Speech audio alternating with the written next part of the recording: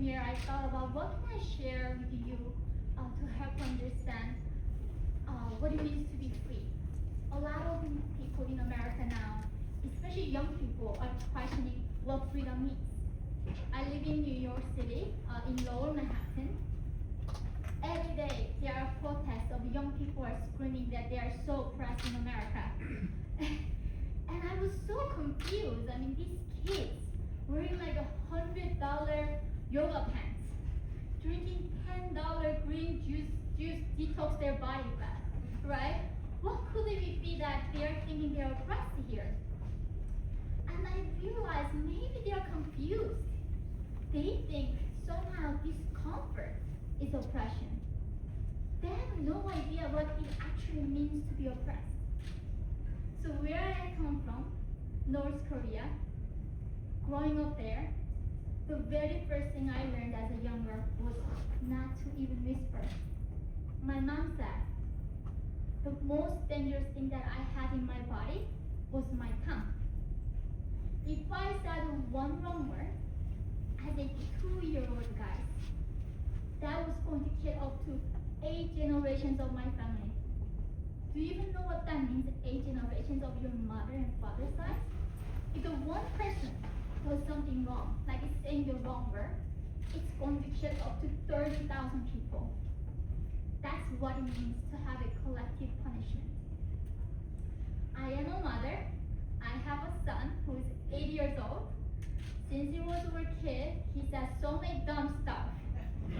And I was like, it's the only luxury you can have when you live in a free society, that children can say a lot of stupid things.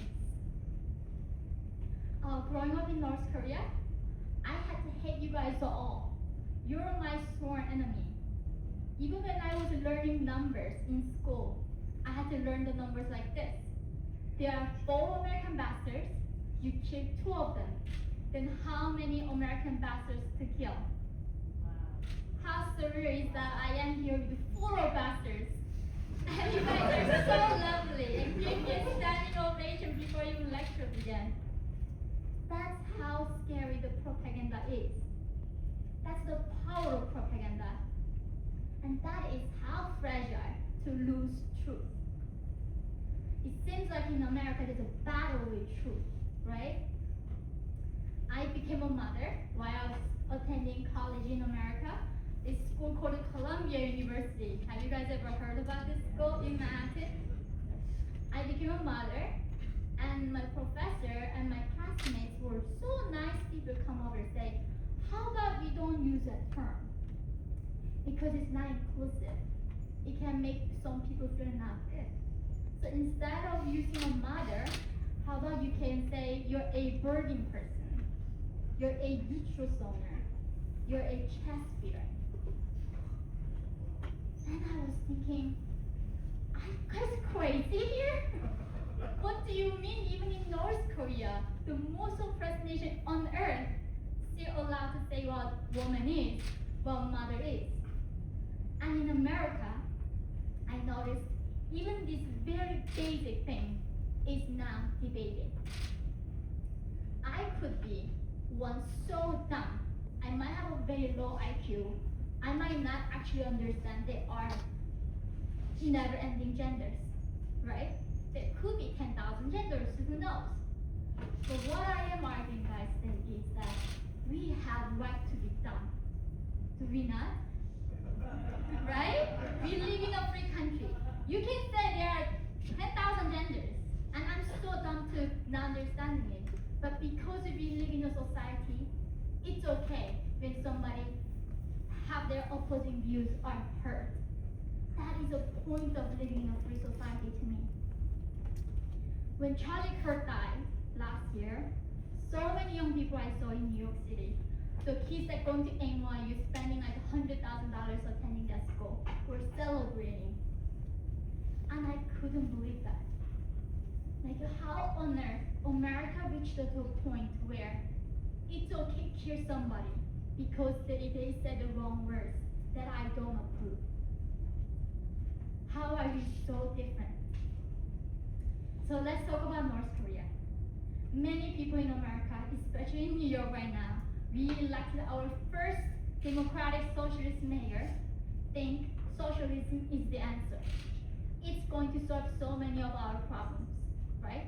Socialism, after all, is a beautiful idea, beautiful theory. This idea began exactly the same in North Korea 80 years ago when my grandparents were alive. There was a guy named Kim Il-sung. This was, by the way, first Kim dictator. There are 3 of them total right now. So first Kim came. He was a young man, just like Mandani. He was a very charming young man. He was smiling so much. Told my grandparents, said this beautiful promise. It is so sad there are people who cannot afford food.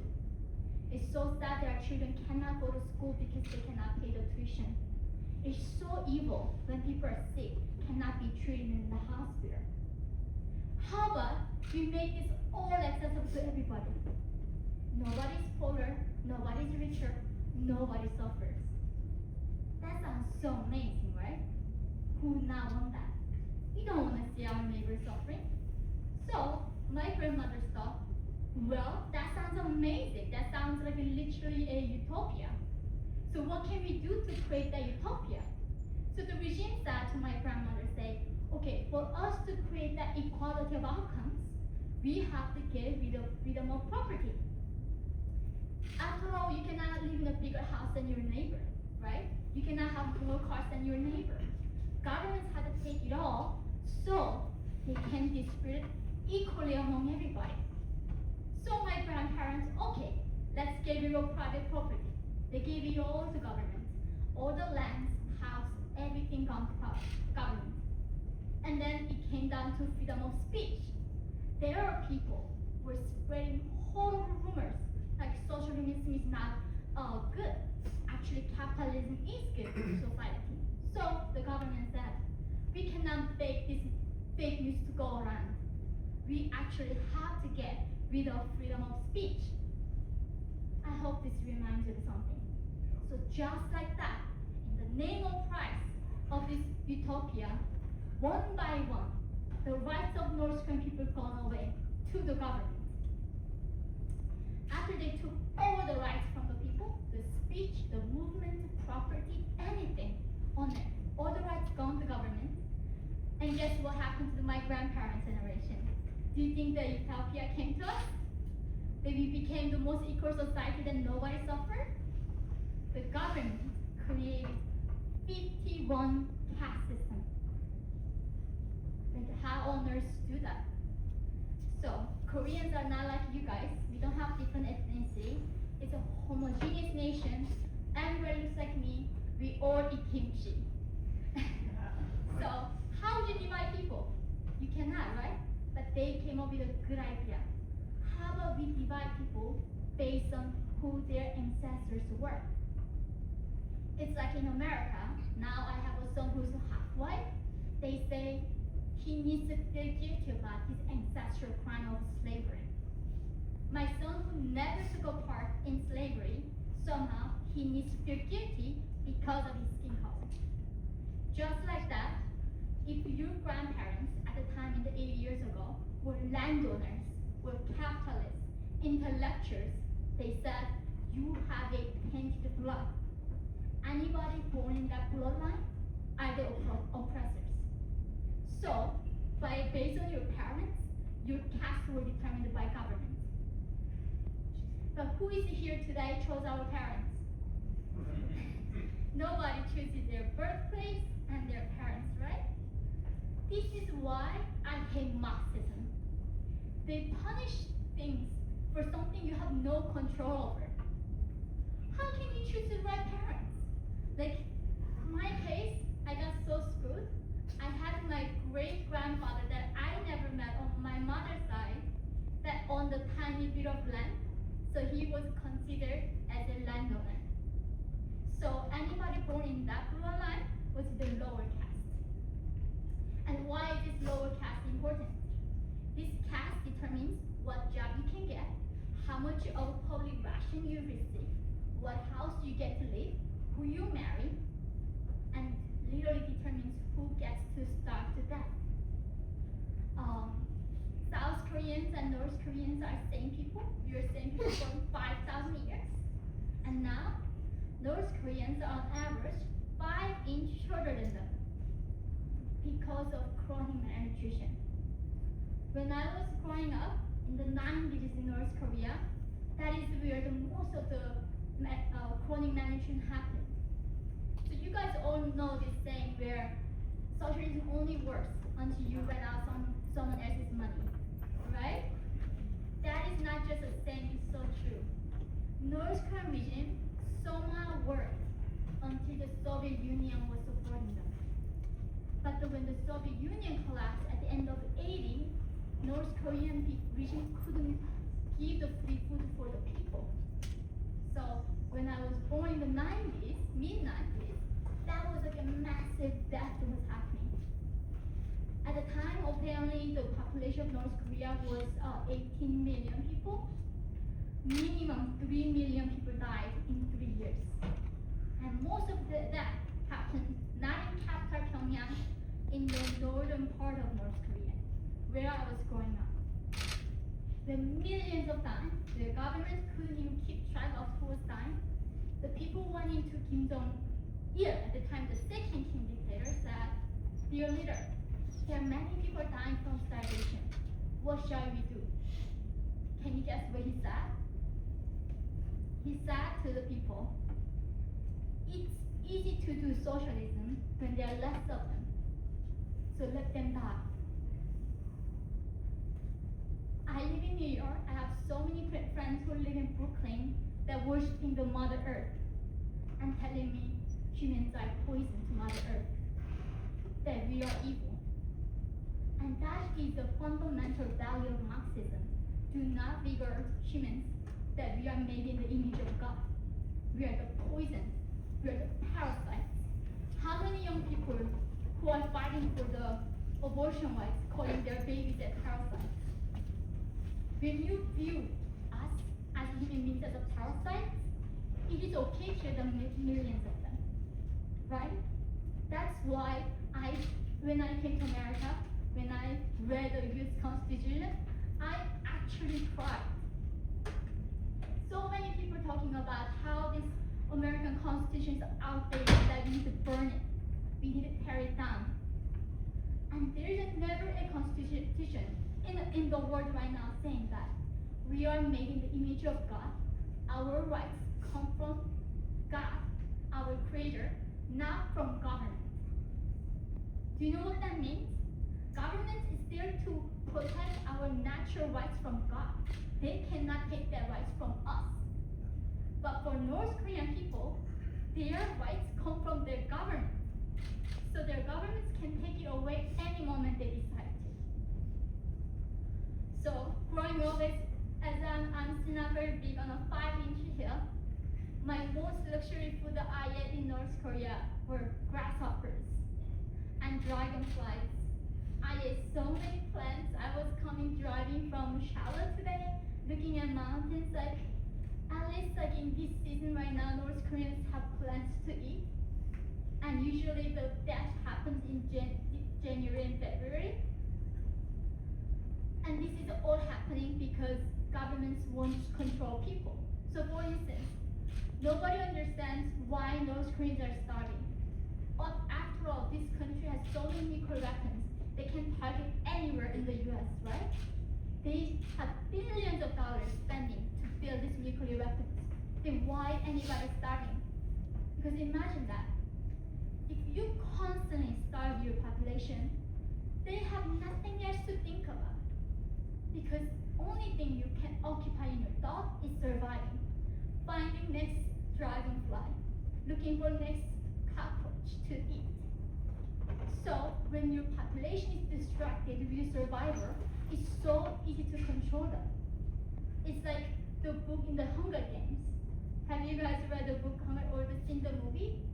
That's how starvation becomes a tool for the government. So they can keep people being constantly distracted with surviving, and people have no time to start a revolution. But even in these darkest points, there was a day when I was in North Korea, I got to see the glimpse of truth. When my mother got a photon bullet DVD from my uncle's house, this thing made it to North Korea through black market, through Yalu River from China. The very first thing that I saw in North Korea that was not made by the regime was WWE Pro Wrestling. Anybody watches this? I don't know why this thing made, but it still did. It reached North Korea all the way there.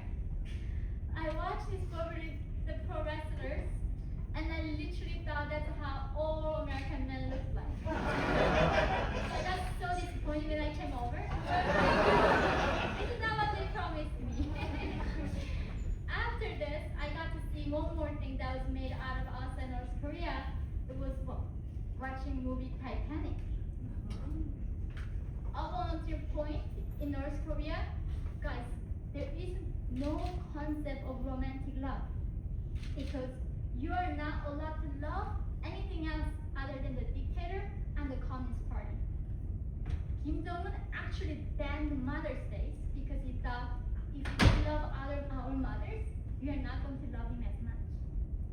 So even very basic things that human love between family, between mother and child, and husband and wife doesn't exist, not even a concept. So for me, seeing this movie, a guy dying for the girl that he just met and loves, that gave me a first piece of freedom.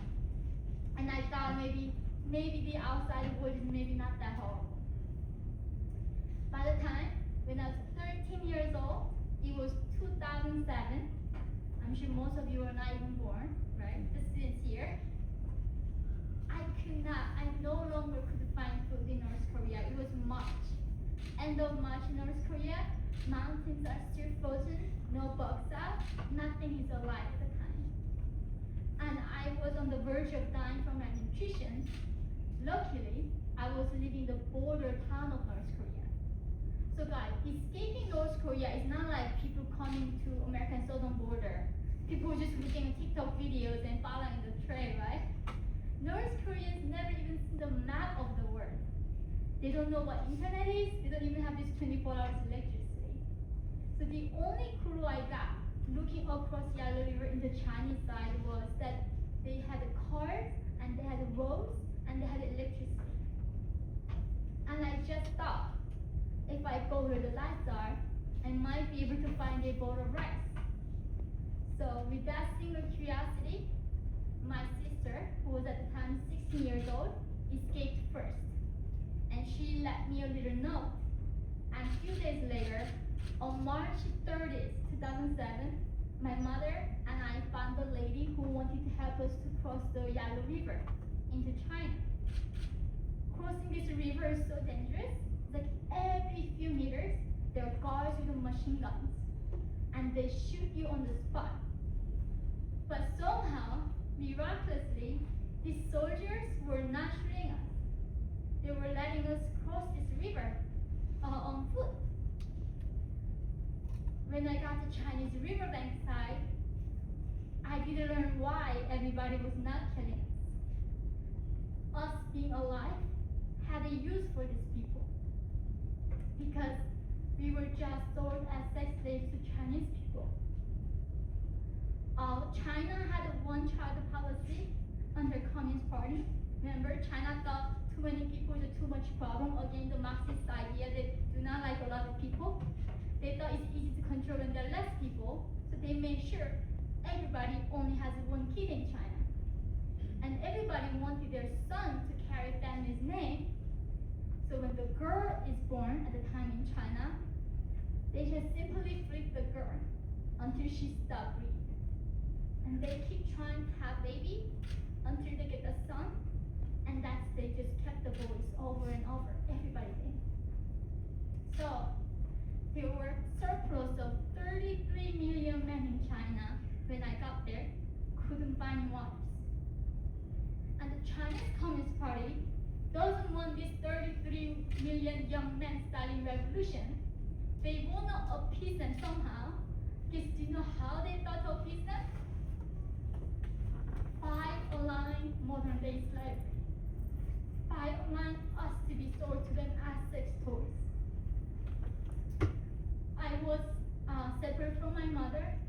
They sold my mother for $65 in 2007 in 21st century, and they decided to sell me over $200. I asked these people, this grown man, like, why do I work more than my mom? Because at the time I was like a half size of her. This man didn't even flinch. They told me I am way more expensive than my mom because I was a child virgin. And many men in China love taking child virginity. That's why I was more expensive than her. I got separate from anybody that I knew. I was all alone in China. And when I was told a man to be raped, I wanted to kill myself because I did not know, guys, the world like this exists where people have so much food and so much rights, right? I literally thought the world was just a combination of North Korea and China. So there was no point of continuing my life. But the man who found me made me an offer that if I do obey him and become his sex toy, he said he could help me with my family. So I did. I become his, what's called like a mistress. And I remember that was my last time being a kid at 13. 2 years of my slavery.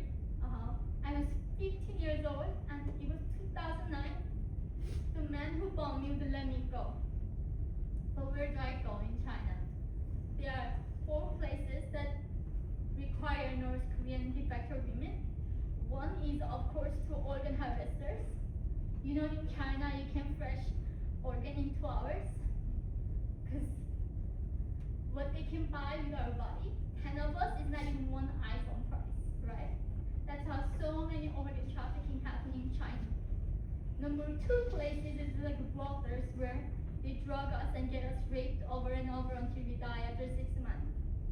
Third is this fake husband in the countryside. The last place that I heard that I could end up in China was a place called chat rooms. I'm sure nobody knows what that is. It's like a little tiny room. They have a cam, and then we have to chat with men while taking our clothes off for like 20 to 21 hours a day. If we do chat with the men and make money to this owner, they're gonna give us a place to sleep for a few hours and give us food. So at 15 I thought, best deal in my life. Finally nobody gonna abuse me in person. At least in this chat room, I'm not gonna be raped in person, right? So I joined this chat room with my mother. And in this room, guys, I learned something very bizarre. The men who were paying money to see my naked body were men from South Korea. And I was like, what? I thought like South Koreans were colonized by American bastards. How do they have electricity? How do they have internet? How do they even have money to look at my body? Something was not making any sense. And we met a lady in this chat room. She said she knows Christian missionaries from South Korea again, rescuing North Korean defectors. She said, do you want to ask for help? So I called up a missionary inside the chat room secretly, and the missionary lady told me over the phone. She said, I can go somewhere to be safe, and I can go somewhere to be free. At the age of 15, guys, that's the first time I heard the vocabulary free. So I asked her, like, what do you mean I'm gonna be free? And I'm so glad she did not cite the US Constitution. She simply just told me, sweetie, if you go to South Korea, you can watch K-dramas and you can wear jeans. And nobody gonna punish you for that. And that was the first time, guys, I heard that there is a country where individuals can decide what to wear and what to watch, and governments leave them alone. I couldn't believe it. Like, individuals have so many options. choose what they wear, right? Even so, I want to go to this land where I can be safe and free. How do I go there? They say for us to reach South Korea, of course we cannot directly go to South Korea from China. We had to walk across Gobi Desert from China to Mongolia by foot in minus 40 degrees. And they said the journey was too dangerous, they couldn't come with us. They could give us compass and they could pray for us. And only God can deliver us. Because of that, over the last 80 years of North Korean oppression, only 200 North Koreans made it to America out of 25 million people. And I became one of that survivors. I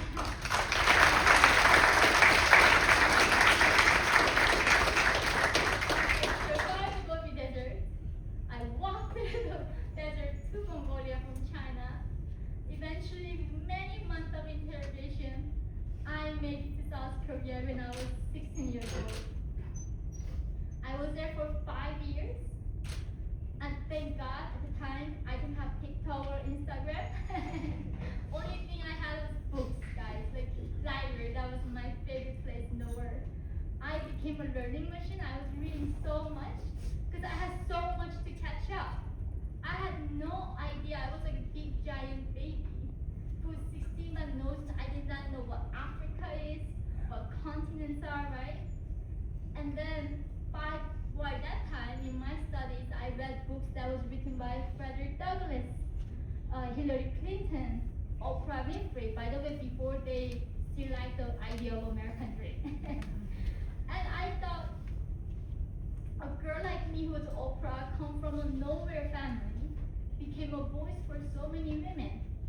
I want to go to this promised land.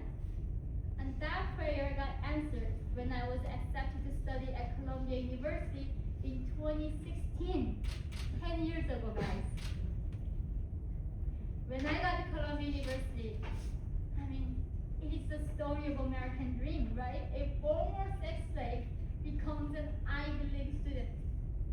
Literally prior to coming to Columbia University, I watched the American TV show Friends 30 times. That's how I learned my English. Right? Only in America, a former sex slave have no connection, no language school, can get a school like SPA like that.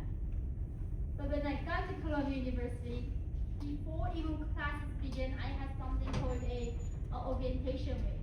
Do you guys have it here? And my professor was saying we had to do a consent training. So basically, 2 university students go out drink, and we both got drunk, and we might have sex. But next day, I can claim that as a rape because I was under alcohol influence. But then what about the man? He also drank, right? But they say this is a rape. And I was thinking, what an insult to actual rape survivors. If you guys define this as a rape, what you gonna define the real rape then? Do you see the loss of the meaning in the words? And then my professor saying, we support safe space at Columbia. Oh my God, I love that idea. I've been exposed so much violence. I do not want any more violence, right? And then they said the safe space meant us having, not talking about ideas that could trigger us. So basically, the professors were saying, before coming to the class, in any way, this reading material triggers you, don't do the reading, you don't even need to come to class, and you don't even need to tell me why. But I was thinking, why are you here, guys? If you cannot handle some words in your paper, and you're gonna get triggered, then why are you in a university to debate ideas and expand your thoughts, right? And my professor, who I had a baby at the time, was nursing, said babies cannot come, it's gonna disrupt the classes. So I cannot nurse my child, right? But then you can't bring an emotional comfort anymore. Do you know that? Because this AC room with a perfect climate, no violence whatsoever, you're reading so few words, you cannot handle it, so you need to bring an emotional comfort animal. So instead of baby who was napping that I could nurse, the dogs were licking my legs around. And I literally thought this gotta be a actual simulation.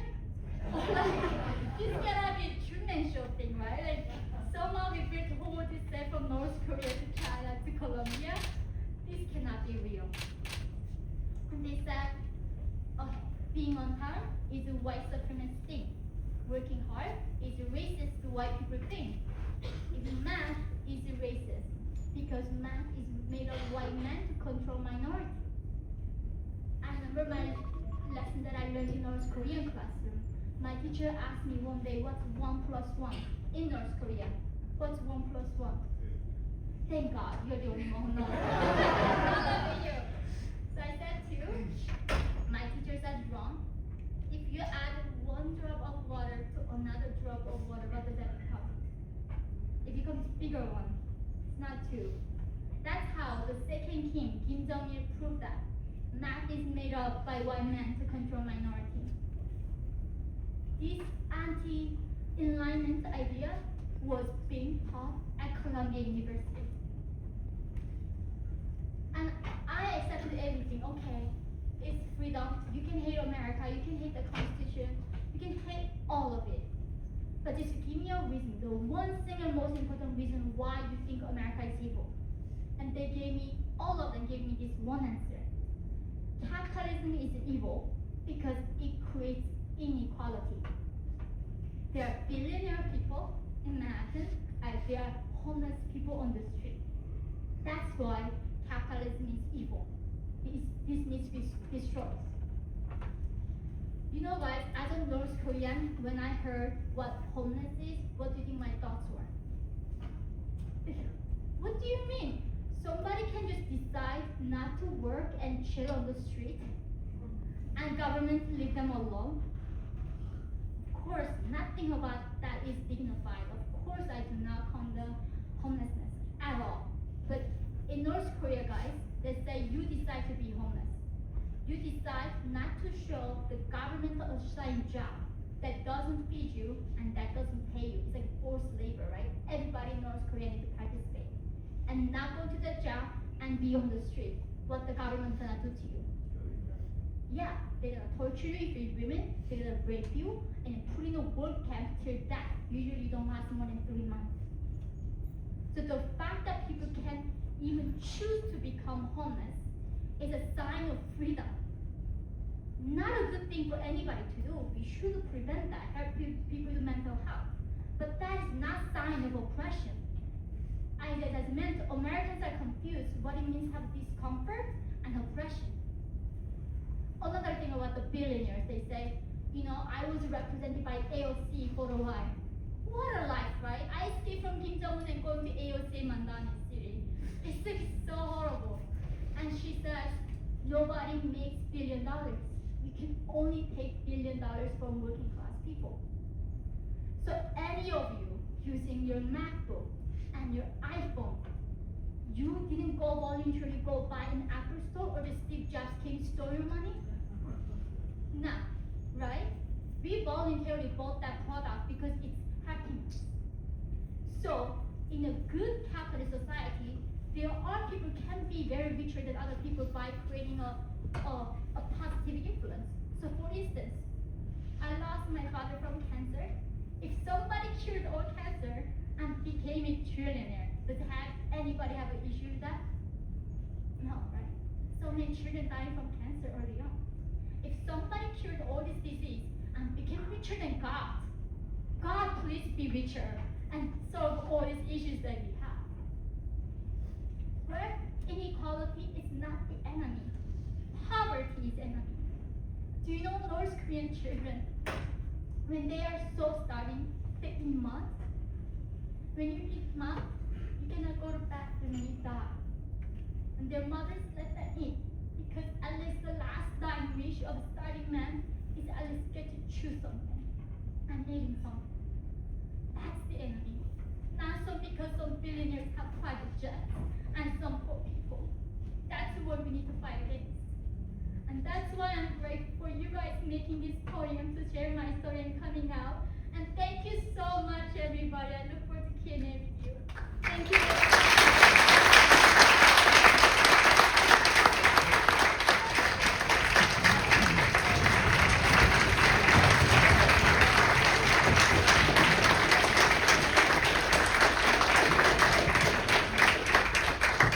All right, everybody, we're going to do a Q&A.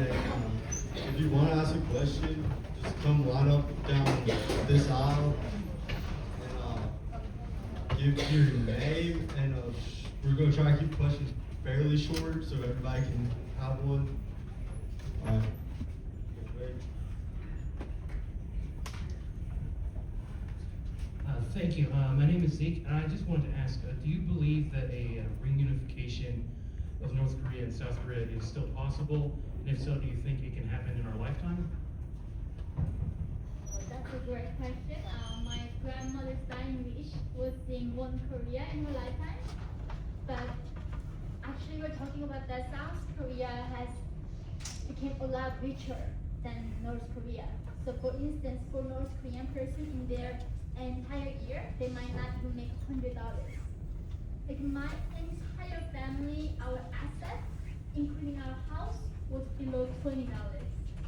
South Koreans in a year make over 40 grand. So they worry about paying for the reunification costs. So many people in South don't want. I don't blame them, obviously. So I do view the North Korea's investment is up to North Koreans to live that. But thank you for the question. Thank you. Hey, Mrs. Park. Thanks for coming to our campus. I'm Evan. My question is there anything the international community can do to more effectively support North Korean citizens and possible defectors? Yes, thank you. I really appreciate the question. It has been my life mission to make sure people know that slavery never ended. Why the hell people think somehow slavery was like a passive thing? There are millions of people right now in the world are enslaved. It's for the modern day slaves. But nobody in America is interested in modern day slaves. They still talk about the slavery that happened in this country many hundreds of years ago. And as I mentioned, I got out and survived the Gobi Desert, but there are 300,000 North Koreans didn't make it out. And they're still inside China, are sold every day. So if we can raise this awareness, maybe if we cannot liberate North Korea, that's fine too. But at least we can help these 300,000 women to get out of China and reach South Korea safely. So that is something that we all want all of us to talk about, so everybody knows, and hopefully people in DC start caring about it too. Thank you very much. Hey, Ms. Park. My name's Ethan. We got to meet earlier. I'm just so glad you got to come to our campus. I really appreciate it. It's been awesome to hear you speak. So what I wanted to talk about is the fact that I get to debate with students here at App State as a conservative a lot on issues that we disagree with. And there's a lot of issues that people on the left here want to bring up, like poverty and healthcare in our country, that are really valid issues to bring up. So my question is, like, how do we talk about these issues and problems that we have in the U.S. while also appreciating what we have just in our country? Yeah, that is. I never ever claim that America is perfect, but it is the greatest country in human history. Right? That two things can coexist at the same time. It has a room to improve, but still the #1 nation in every regard when it comes to human freedom in everything and opportunity-wise, right? So yeah, we can discuss those ideas. How we can improve our healthcare. That's very important. I can see that a lot of Americans are sick. But my problem comes down to, because we have few issues, let's bring down the system. How about we bring communism instead? Because that is so idiotic, isn't it? We tried communism 21 times. It caused more than 100 million deaths in the last century alone. And somehow it's not enough. They need to bring communism to America to fix our current problems. Because capitalism, the strength of this system is very flexible, right? So it can fix itself. So that is different thing. So we should fix all these issues without burning down the Constitution, without bringing down American checks and balances system. So thank you. Yeah.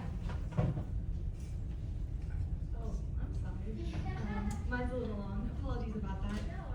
This talk is titled One Woman's Fight Against Global Oppression, but you haven't really gone into what global oppression as a whole against women really looks like. When Donald Trump was elected, you tweeted, quote, America is saved. Turning Point USA paid you $3,000 per speaking event in 2023 for the New York Times. Since Donald Trump was elected, the number of women in ICE detention facilities has increased by 192%. Detention of pregnant women has increased by 52%. Within these facilities, women have been subjected to horrendous conditions, including being shackled for prolonged condition on buses without food, water, or functioning toilets, overcrowding in cells where women were forced to sleep on concrete floor, denial of access to hygiene and medical care. The slashing of USAID will result in the deaths of over 500,000 pregnant women in the next 15 years as clinics across Africa and the Middle East are no longer able to provide health care to their communities. More than 3 million women and girls across the globe have lost access to rape-responsive services. The same women who have experienced violence just like you have experienced. So my question to you is, how are you fighting global oppression while endorsing and being supported by the very same systems which oppress these women? I appreciate the sentiment of that question, but I really don't think Trump is oppressing women around the world. That is factually very wrong for me. So let's break the question, like what I do to fight against the global oppression of women, right? That has nothing to do with what Trump currently does. So let's talk about the illegal immigrants that came and out in the detention center. When I was escaping, guys, what I am appreciate of South Korea is they verified me for 6 months in Mongolia. They verified that I was not a terrorist, I was not a spy, I was not a criminal. Every fact about me was verified. Then they took me to South Korea. And in South Korea, I had 2 months consolidation refinement through lie detectors and 3 months of education before I estimate to society. So when I was going to South Korea, it was not like me marching in, let me in. They had to verify that I was not a threat to local population, because that's an international law. These women were captured by ICE. They broke the international law. Do you understand? They did not go to American embassy in Mexico, waited like me for months throughout detention center, right? So, for instance, right now, when I came to America, guys, I did not come as a refugee. I came as a South Korean citizen, paying so much money through lawyers and tax money to come, to get a right to come here legally. Because why? Even I fled oppression in North Korea, when I got to South Korea, I was no longer oppressed. No government was trying to kill me. Does it make sense? So all these people fled oppression and stayed. They did. When they got to Mexico, they have no right to just walk into America. Because even if they were fleeing oppression in their home country, by the time when they got to Mexico, Mexican government is not trying to kill them, are they? So then their international law is they need to fight for asylum in America through American embassy in Mexico. So many North Korean defectors right now currently in Cambodia, in Laos, in Vietnam, in Thailand, in China, they go to American embassy, they wait there 2 to 10 years to have a right to come here legally. They are fleeing Kim Jong-un. But because of there are so many people cutting the lines to go to Mexico and just walking in, they cannot be processed. So because of that, I wholeheartedly support what ICE does. Nobody is above the law. Do you agree? Trump is not above the law, right? We all need to follow the law. So if all of us need to follow the law, why these people have right to break the law and just walk into America? So because I believe in the rule of law, I do not think that America, especially Trump administration, is objecting this woman to oppression. So if that, I hope that answers your question. Thank you so much.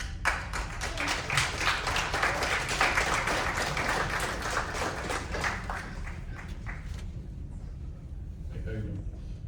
First of all, Anton, thank you. Super happy State. Thank you so much for being here. My name's QB, by the way. I have two questions, but I'm gonna be really fast with both of them. The first one is just a follow-up, because I thought that the answer that you just gave was super insightful.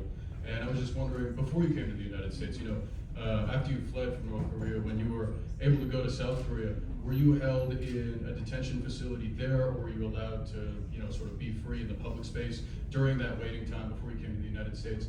And if you weren't held in a detention facility, do you think that, would you support that policy? Do you think that South Korea should have conducted itself that way when processing asylum seekers? Yeah, so when I got captured in Mongolia, I asked them that I'm a defector and I want to go to South Korea. The South Korean embassy came, of course, and they put us in the detention center and they verify us in every state for 6 months. When we get verified that you're not criminals and doing drugs, you've never killed anybody, when that all get verified, then they take us to South Korea. But guess what? The first stop is not walking on the street and looking at Seoul. They take us to hospital. Make sure that we are not bringing any disease to the local population. Once that thing is cleared, they put us in a solitary confinement room with the lie detectors present, and also verify one more time that we are not a threat to South Korea. After that 2 months is done, they put us 3-month education system where we learn that capitalism is good, that Americans are not bastards, that Korean War began with Kim Jong-un and Soviets. All these facts are learned. We learn South Korean anthem. We learn their history. All of that 6 months is over, then that's when we go out to society. But then, even then, they put us detective 5 years following us, making sure that we are not causing any issue to the local population. So that 1 year of verification, 5 years of surveillance, that after 6 years, that we can be truly live like South Koreans. And you know why? I'm so grateful. I don't want spy to come through to South Korea and kill me. So it makes no sense when Americans say, I want for all legal immigration, but anybody who's not begging just come here. And then while they're just roaming around the country, and then 3 years later come for the hearing. And then like, what on earth are we doing to our American people? It just literally, it breaks my heart. Thank you. Thank you so much for that response. It seems like, to my understanding, you have a lot of empathy, and like you definitely wouldn't support holding asylum seekers and refugees in prison for 6 months or more, so I really appreciate you making your position clear on that. My second question was just earlier when you were talking about people mistaking comfort for oppression. I think that's a really astute observation. And as someone earlier was asking a question about how we can make social justice movements kind of compatible with the understanding that America is great and capitalism is great. And so I just wanted to hear more about which specific groups of people do you think have justified claims of being oppressed in the United States? Like, which particular people are not mistaking comfort for oppression, but instead have very legitimate grievances in the context of the ongoing social justice issues that, of course, like you said, we still need to work on, even though things are great here. My honest answer, guys, nobody's oppressed in America. None of you have right to claim that you're oppressed in this country. Because why? The American system does not block anybody. Look at Obama, he became a president as a black man. No system blocking you down. As a North Korean defector coming here, I wrote 2 best-selling books. Nobody blocked me. Only my will to succeed, my will to work hard could block me. So, in America, I genuinely believe none of us have right to say, complain that we're oppressed.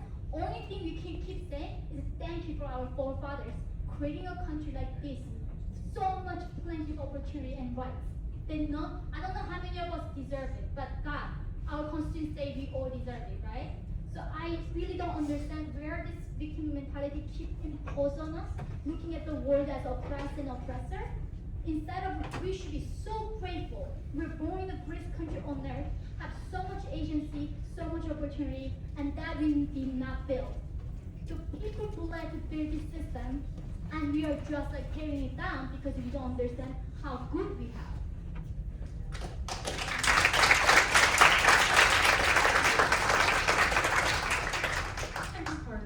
Hearing your story really inspires me, and it just makes me put into perspective how blessed we truly are to be in this country and to just be on campus and for you to come talk. And my question to you is, what do you do in your life to find peace? In New York City, it's very hard. I love reading classical books, especially the books, not the current New York Times bestsellers. I think a lot of them are just trash. I love the books that was written a long time ago, what our founding fathers read, you know. The Law by Bastia, I just rereading, it's incredible, the insight that people had, how they understood freedom. So I bury myself in the book still. I love going to work out. So I exercise, so when exercise is so hard, life seems so easy afterwards. Nothing is harder than in the gym, right? So I try to keep that perspective, but what a luxury. I cannot believe now I pay money to burn calories, right? In human history, we have so much calories, we burn money to burn it. Like, in North Korea, all my mom told me, don't jump around, you're gonna waste calories, right? I had to preserve my calories as a child to survive. Here, like, I'm paying money to burn it, so I'm in a great place. Thank you.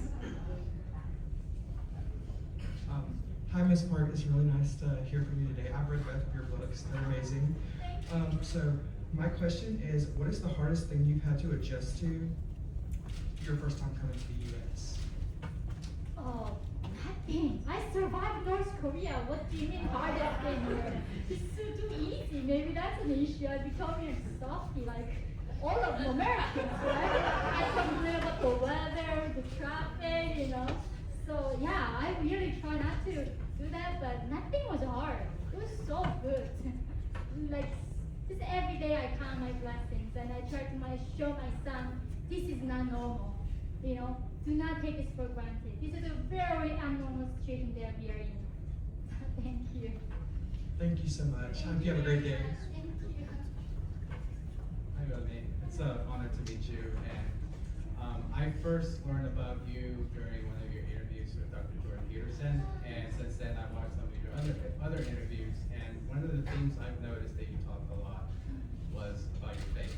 And at that same time, I learned a little bit about the history of North Korea. Yeah. And one thing I learned was that Pyongyang, which is the capital of North Korea, Yeah. at some point used to be called the Jerusalem of the East. Yes. And North Korea used to be a hub where Christianity thrived. And it wasn't until the suppression of faith is when things went downhill. Yeah. In fact, the parents of the first leaders of the regime were raised as Christian. And so my question to you is, do you have faith that North Korea will ever be delivered? And has your faith influenced the way you perceive those carrying out the orders of the regime?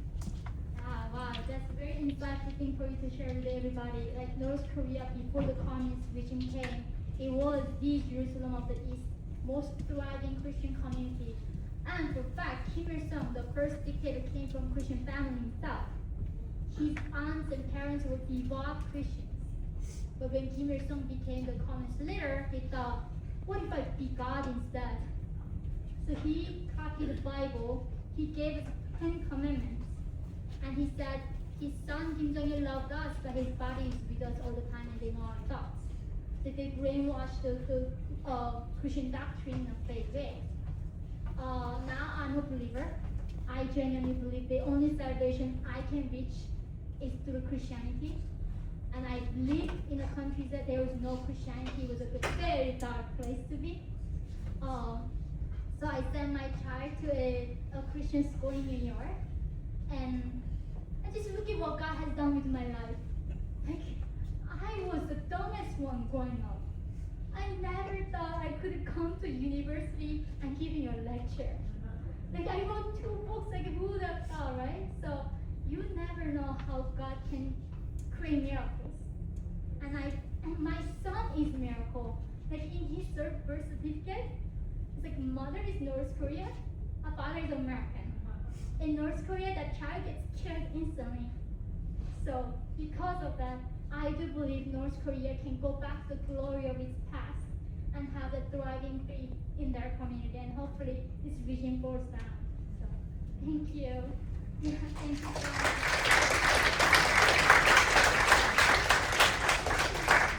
Hi, my name is Claire, and I just want to say that I appreciate you coming here and talking through this today. I noticed that you were, I heard you were talking about, I guess, choosing homelessness in the United States. I just was wondering if you could elaborate on that. Yeah, I said it's a choice. That the fact that people can become choice is people have choices. What is a freedom? It's a choice. People have choice what to do. So for instance, in North Korea, if you're the lower caste, they're gonna assign your job very hard labor. So nobody allowed not to have a government job. Issues that they don't feed you or they don't house you.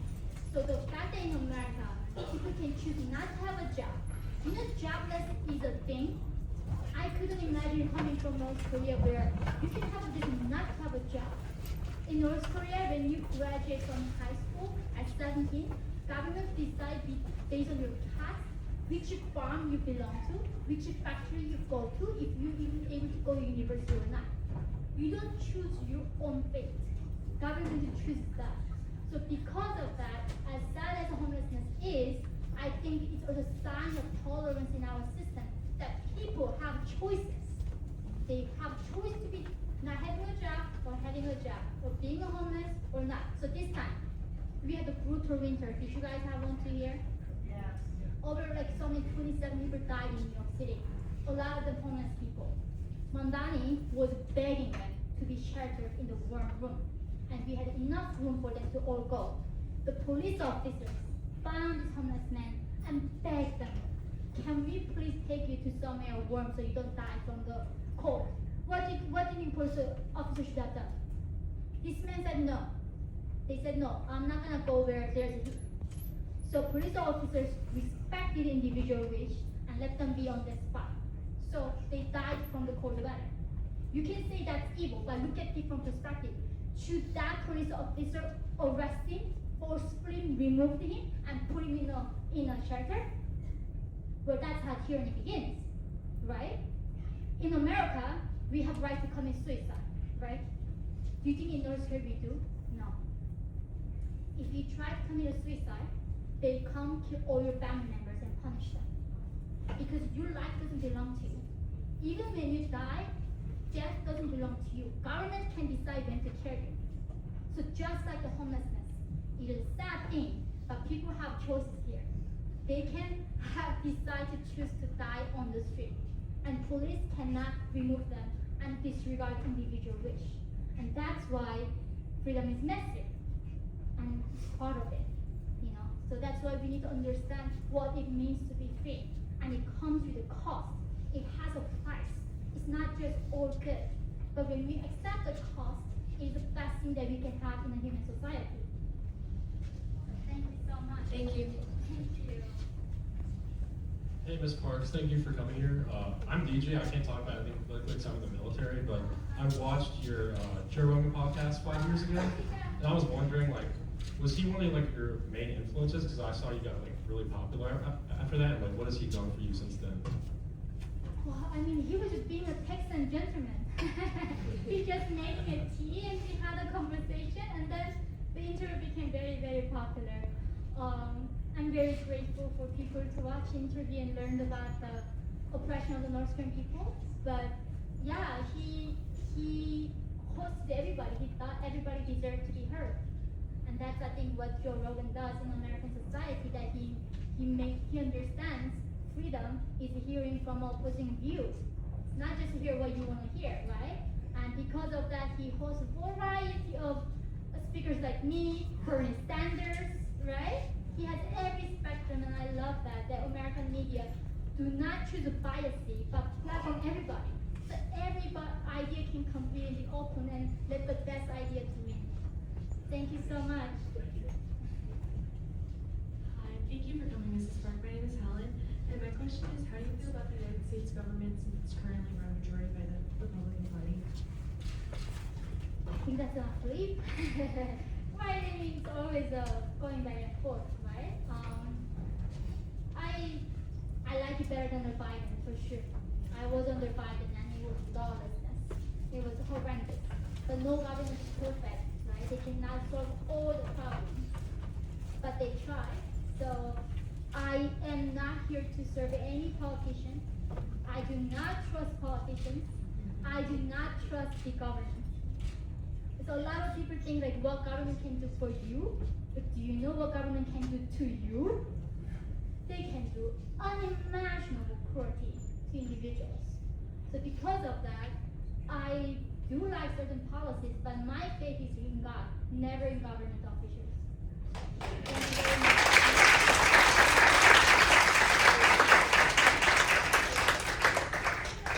Hi, thank you. I just had a quick question. I know we're running short on time, but you talked earlier about how there was a caste system set up, which was unfair because people couldn't choose who their parents were, who they were related to. But how do you feel about like dreamers or children who were immigrated to this country maybe illegally but didn't choose to be, or like had illegal immigrants as parents?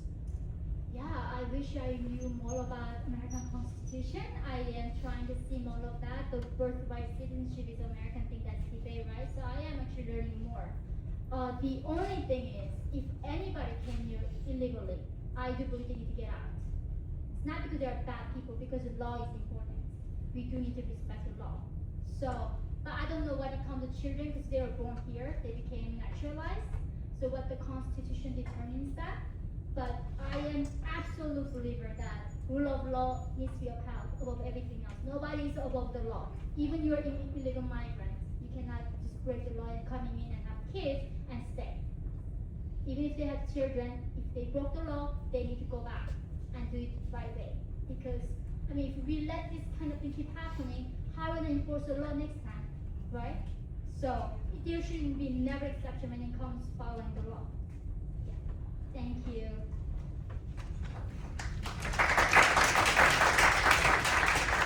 Hey, my name is Ian. I just want to thank you for being here. I really appreciate being here. I've seen you on YouTube like for years now. But anyway, so your story really resonated with me.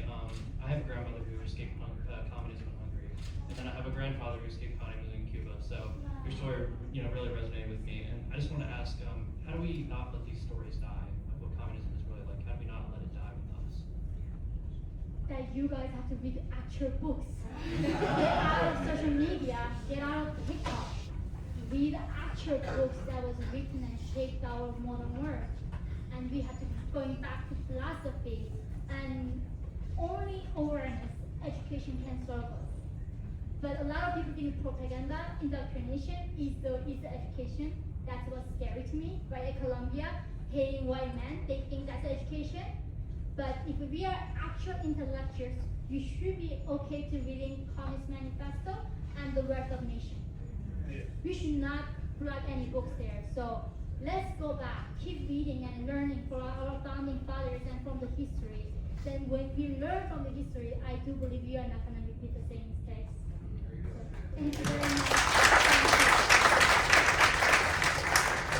Hi, Mrs. Park. My name is Cole, and you said earlier that North Korea only kind of was okay for people when the USSR was in charge, but when they fell, things got really bad, and then China became its main lifeline since, sort of. But since things going on in the world and just how countries interact, how long do you think it will take before North Korea loses another lifeline and just kind of collapses fully? Yeah, I play that every day. But how long do we think the CCP gonna last? Because the CCP is sponsoring this dictatorship. So as long as CCP is there and their policy towards North Korea stay consistent, the regime will stay. It's nothing about Kim Jong-un is so smart is doing it. China is funding this dictatorship. And that's what they are responsible for. So as long as CCP is in power, I think we're gonna see so much injustice in the world. Thank you so much. Alright, so now we're going to do free pictures. So, you guys want to line up down through here. I think we have a photographer, but we can also take pictures with your phone if you'd like to do it that way.